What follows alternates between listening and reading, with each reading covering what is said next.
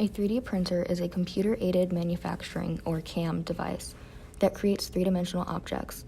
Like a traditional printer, a 3D printer receives digital data from a computer as input. However, instead of printing the output on paper, a 3D printer builds a three-dimensional model out of a custom material. 3D printing is an additive process whereby layers of material are built up to create a 3D part. This is the opposite of a subtractive manufacturing process, where a final design is cut from a larger block of material. Here in Studio Teach, we have two different 3D printers, the MakerBot and the Prusa. The MakerBot is a bit more beginner-friendly. To upload your design to the machine, all you need to do is plug in your flash drive to the printer.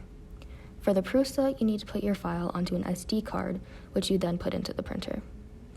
The Prusa is able to print smoother and with finer detail, but can take longer to finish the print. The MakerBot will finish a design quicker, but won't have as much detail as the Prusa.